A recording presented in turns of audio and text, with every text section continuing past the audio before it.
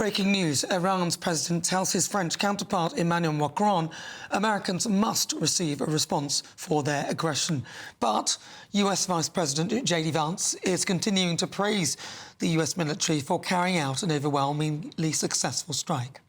We set the Iranian nuclear program back substantially last night. Whether it's years or beyond that, we know it's going to be a very long time before Iran can even build a nuclear weapon if they want to.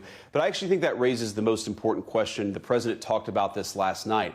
We want Iran to give up their nuclear weapons program peacefully, but there is no way that the United States is going to let Iran have a nuclear weapon. And so they really have to choose a pathway, John. Are they going to go down the path of continued war, of funding terrorism, of seeking a nuclear weapon, or are they going to work with us to give up nuclear weapons permanently? And of course, J.D. Vance speaking there. NATO member states are now pledging to spend 5% of GDP on defence by 2025. Germany's foreign minister is also saying, I think that's going to be 2035 actually, is also saying that Iran has crossed the red lines and must negotiate, whilst Russia, China and Pakistan are calling for an immediate and unconditional ceasefire in the Middle East. In the meantime, Prime Minister Sir Keir Starmer appeared to back the strikes, though warned the risk could extend to beyond the Middle East. Well, we've long had concerns about the Iranian nuclear programme and been very clear that Iran cannot have a nuclear weapon. The US has now taken action to alleviate that threat. It is important that we now de-escalate the situation, stabilise the region, and get the parties back around the table to negotiate. And I've been speaking with international leaders this morning to that end. So I want to reassure the British public that we're doing everything we can to stabilise the situation, to de-escalate the situation, and to get to a negotiated outcome. But I'm very clear in my own mind that Iran cannot be allowed to have a nuclear weapon. That is the greatest threat to stability in the region. Keir Starmer speaking earlier. To tell us more is GB News Home and Security Editor Mark White. Mark, we've heard some calls that Israel have potentially bombed 10 cities. That is, of course, from an Iranian news source. Do we know more about this? There have been strikes that have been ongoing throughout today with the Israeli Air Force bombing multiple targets, and some of those are in cities. The Israelis say that they are governmental facilities normally, or military facilities within cities. The process of going after members of the leadership and military leaders we saw early on in the conflict, they have been concentrating now on going after the likes of the surface-to-surface missile launchers that you see, aircraft on the ground, another sort of governmental and organisational infrastructure across Iran. Interestingly, we've had an update from the Independent Atomic Energy Agency, the International UN Atomic Watchdog, and they have said that it's their assessment that 2 of the 3 nuclear installations targeted, the Natanz nuclear site and the other at Isfahan, have suffered very significant damage from what they can see and assess from the images that they've been able to gain access to and the conversations they've had both locally and internationally. However, the situation at Fordow, which is of course the nuclear enrichment complex buried deep into the mountainside, is a lot less clear. They don't really know the level of the damage inflicted there.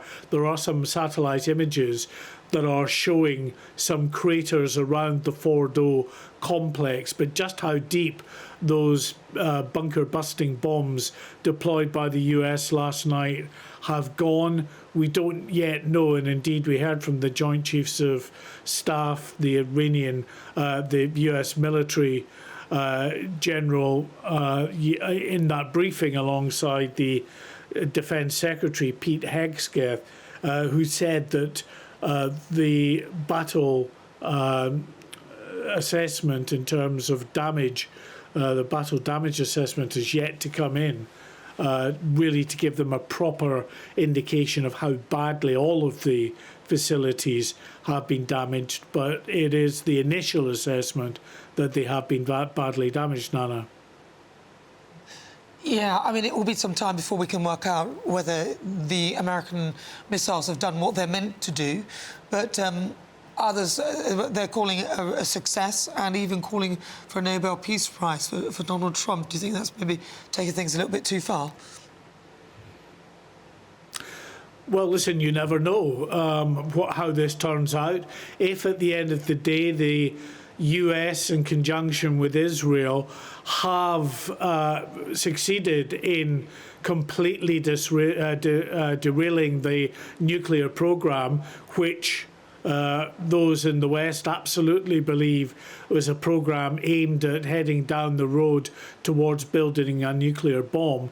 If that has been derailed, if then there is no more intensification of the conflict, and that's a big if, then yeah, you never know. There could be plaudits for Donald Trump here, but I think we've a while to go before the final assessment of where we are with regard to this, because Iran, its president, has told the French president that there will be retaliation, that there has to be retaliation. One of the things that they might be looking at is going after the likes of the Straits of Hormuz in the Persian Gulf there, that narrowing of the Persian Gulf just past Iran that could cause a great deal of chaos to the oil and gas supplies that use that route on a daily basis. If they did that, there's no doubt there would be significant consequences for Iran from a number of players in the region, as well as not just potentially the US, but maybe the UK and other allies as well. If they are seeing disruption and attacks on shipping in that area, then Iran could expect a response, and that may even target Iran's own oil producing facilities and its ports along the Strait of Hormuz as well. China, Russia, Pakistan are all saying, no, stop, you know, they want peace in the Middle East, and I suspect it's because of the Straits of Hormuz, which they're all talking. This is all really about oil, isn't it? I mean, to me, listening to this is about oil. Am I wrong in this? Well, so many of the conflicts in that part of the region have a big element that is linked to the production of these fossil fuels and what that could do in impact on the world. It's an inescapable consequence that has to be factored in to everything that's done. If the world will suffer consequences from a conflict breaking out there, then it would be remiss of international leaders not to factor that into how things play out and how they respond to that, because it would so deeply affect their own nations as well. But I think, at the end of the day, Iran, although it might seem almost, unbelievable that they would go for this nuclear option, this is a revolutionary state that has had conflict in its very bones since the concept and setting up of this after the revolution in Iran in the 70s. So, with its back against the wall, who knows what the mullahs in Iran might sanction as a way to hit back. Mark, I want you to respond to some breaking news that's just in. The advisor to the Iranian Supreme Leader has posted on X, even assuming the complete destruction of the sites, the game is not over because the enriched materials remain intact, adding the surprises will continue. Mark, your thoughts on that? Well, that could be an indication that actually some of the, or all of the, I don't know what quantity, but there's been some suggestions that nuclear material, enriched uranium, may have been removed from the sites that have been targeted in recent days in an effort by the regime to keep those enriched uranium assets available to them. The difficulty in doing that, you take them under this, away from the sort of protected cover of the deep mountainside at Fordo. Where do you put them? There aren't that many options really open to the Iranians at the moment that offer that level of protection. So you take that enriched uranium out. Potentially it can be traced as well through radiation traces. We don't know, but clearly, this is the Ayatollah. He said just a couple of days ago that Israel was going to suffer now its biggest attack, the biggest attack it has ever seen. That came to absolutely nothing. This is a man that revels in rhetoric, perhaps only matched by Donald Trump. Well, Mark White, thank you very much. Really good to get your thoughts on that. I mean, there's two things there. First of all, the Americans gave the Iranians plenty of time to let them know that this was going to be happening. But in saying what the Iranians are saying, it sounds like an admission that they actually do have this enriched uranium and that they are moving it. Do you want to save a boatload of cash this summer, wherever you have a trip planned? The one thing you're going to need is access to the internet and on the go. And you can do that easily with Saily. Hit the link in the description to get 15% of your first eSIM plan ready for your trip so you can browse to your heart's content. Saily gets you a local SIM card you can use when traveling so you don't have to pay those crazy roaming fees just to send a message or check the latest news. Now, they've got plans in over 160 countries, 8 regions, so pretty much everywhere, wherever you're going, they'll be able to make sure you're connected. So how does it work? All you've got to do is this. Hit the link in the description to download the app. It will work on iOS or Android. Buy a plan. You can choose an amount of data and time frame that suits you best. And then just install the eSIM on your phone. When you land at your holiday destination, you can activate your plan instantly. And if that wasn't enough, Saily eSIMs only ever have to be installed once. So when you go on your next trip, you just buy a plan for a new country, turn that eSIM back on, and boom, you're back watching me on GB News. I'll be using a Saily SIM on my next holiday because it's actually faster than some of the hotel Wi-Fis. You can get unlimited data if you want, so you can scroll away to your heart's content. And when you leave the hotel, you don't have to do that annoying thing of Wi-Fi hopping because you've got constant connectivity wherever you go. And they've got 24/7 support as well and a full refund policy if your eSIM isn't compatible. So get sorted for your next trip. Download Saily using the link in the description below. And if you use the code NEWS at checkout, you'll get an exclusive 15% discount on us.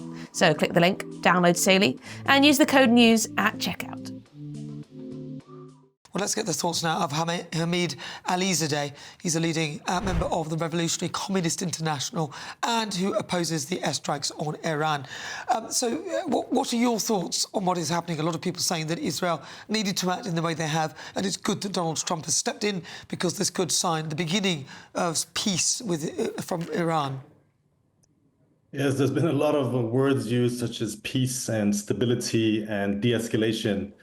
And you almost feel like you're living in a different parallel universe from these people, because what we've seen in the past 10 days is a monstrous, unprovoked military assault on Iran by Israel that's now joined by the US, is fully supported by Britain and all of the other Western countries.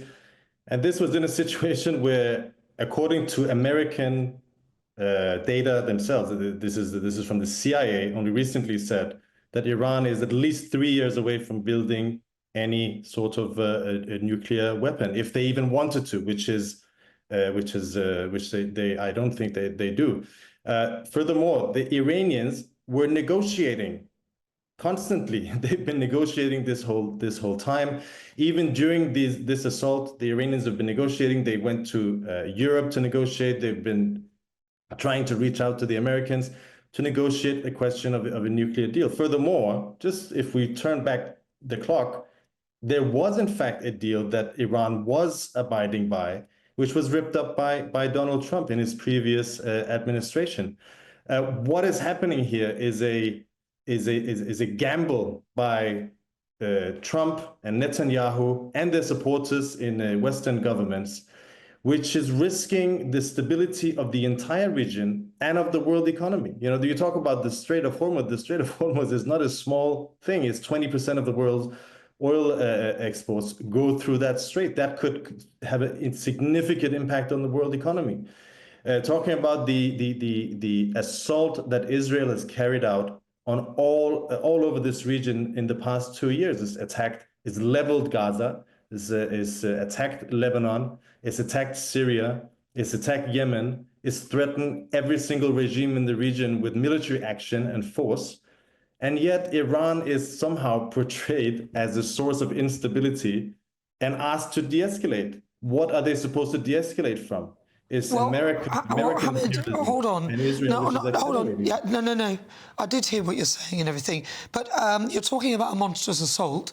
What about the monstrous assault from Iran onto Israel? Remember that 180 ballistic missiles? And what about the monstrous assault to Israel through all Iran's proxies over the years? So Hamas, the Houthis, Hezbollah, you know these are proxies, right? So you do know that, it's well known. Or am I making that up? Are we totally wrong? There is no comparison. Listen, in Gaza, tens of thousands of people have been killed. No, hold on. I hear that. 2 million people. No. Can you answer my question? Because you talked about monstrous assault. You can, because we've got time. We can talk all about this. But I'm asking you about the monstrous assault from Iran to Israel and the monstrous assault that has been continuing. No, I'm asking. Hold on, let me finish. After having been attacked. Let me finish, and then you can speak. We'll do it in turns, because otherwise people on radio won't be able to understand what we're saying. So if you talk over me, then we won't have the conversation that I'd like to have with you.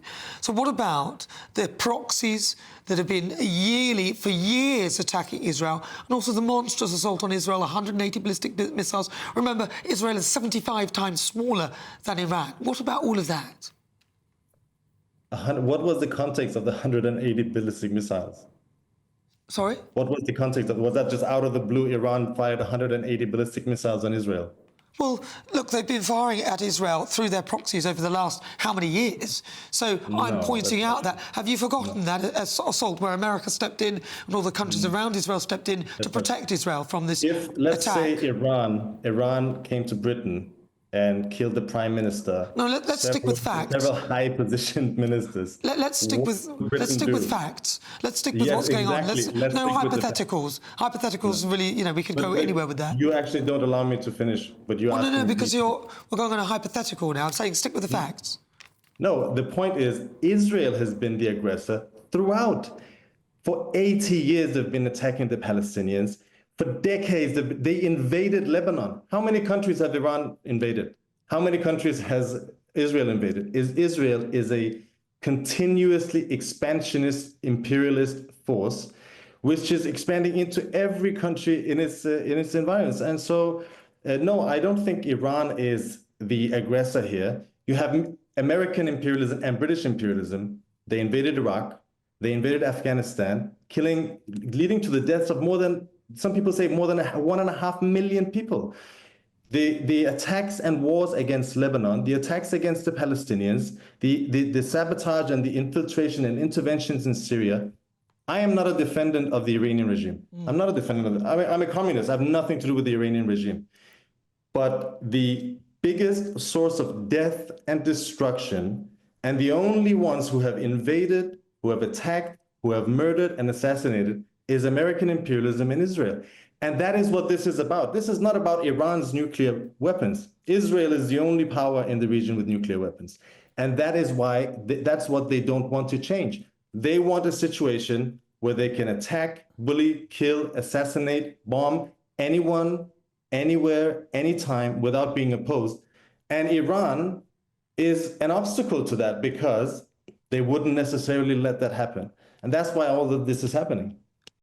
This is, do you know what? It sounds like a selective memory. Come on, be honest. Hamas have been, they have been firing bombs over Israel even before October the 7th, as you know, which is why Israel had the Iron Dome. My problem is this.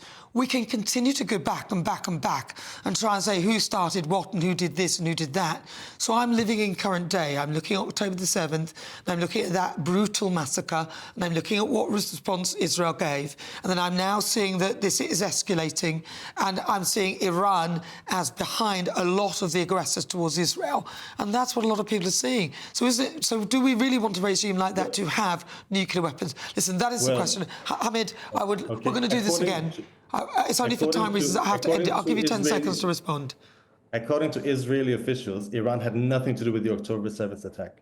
Since then, Israel has ruined the lives of millions of people through their military assaults. That is the aggressor here. That is the actual facts on the ground. OK, well, I will agree to differ on this one, but Hamas... I'm sorry, I called you Hamas then. Hamid Alizadeh, thank you so much. He's a leading member of the Revolutionary Communist International Party, and he opposes the airstrikes on Iran.